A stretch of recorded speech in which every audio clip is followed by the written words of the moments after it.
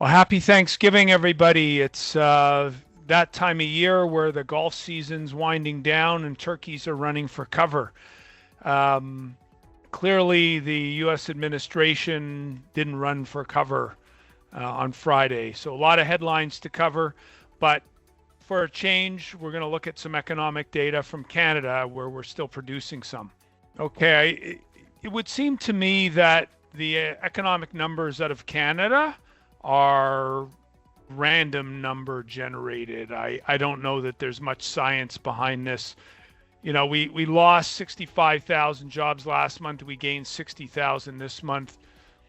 We lost 6,000 full-time jobs last month. We gained 106,000. Clearly, the statistical error in the data is mind-numbing coming out of Canada. Um, the unemployment rate improves to 7.1 from, the estimate of 7.2. Just bizarre. There's no chance these numbers are even close to being correct, given everything we know about what's going on in Canada and other parts of the world and immigration and everything else. Nevertheless, those are the official numbers. Biggest impact at 8:30 in the morning when these numbers hit is the Canadian dollar. So you saw the Canadian dollar strengthen on something like this, implying that the Bank of Canada wouldn't likely cut interest rates as the bank economists and traders started with their narratives post data. We saw a few of them cross our desk and they were all saying this isn't going to change the Bank of Canada from cutting rates at their next meeting this month. And then around 11 o'clock, another series of headlines hit.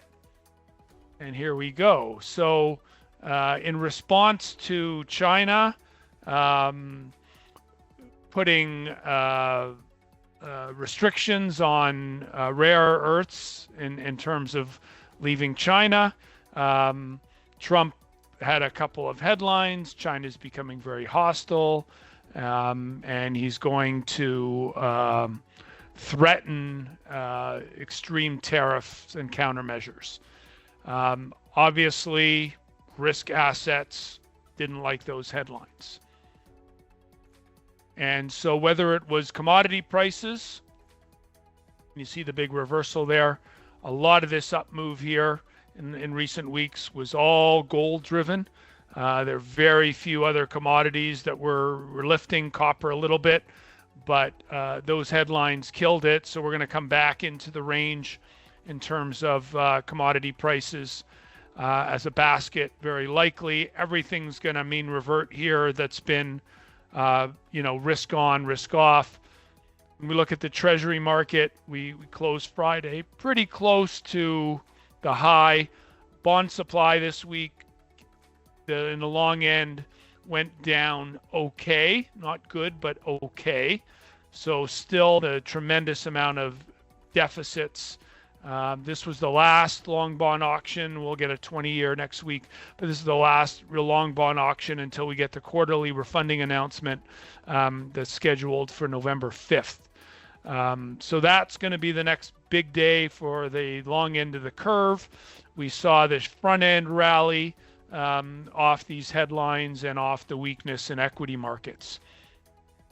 Everything that was speculative risk on in recent weeks, again, in particular, the September lift here, massive reversal. Doesn't matter where. So AIQ, the artificial intelligence indexing ETF, if it's the active version of that, same story. So when we look at where we're going, whether it's Bitcoin, again, breakout, reversal back into the range, we're going to have to mean revert here. Unless Trump somehow walks this back, and I can't see this happening unless China does something, and of course you never know with geopolitics.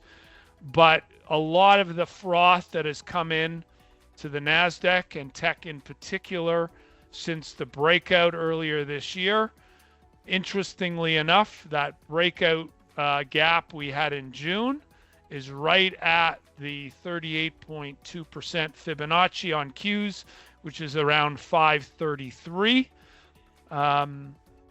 That really is where support is. Now, obviously, the lows in here around 550, 555 could create some support.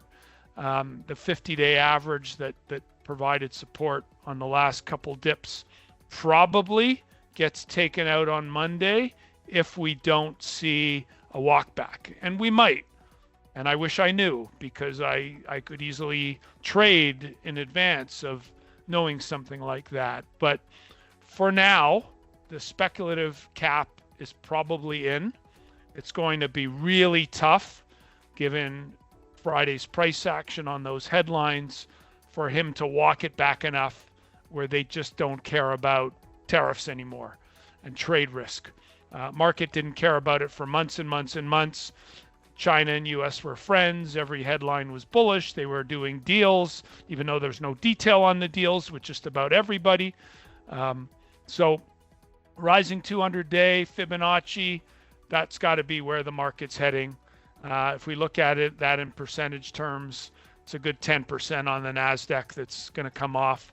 It's probably around 5% on the S&P 500. It's healthy.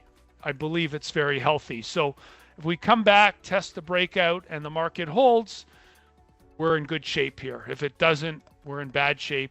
We'll deal with that if it happens and when it happens. But for now, I think the highs are in.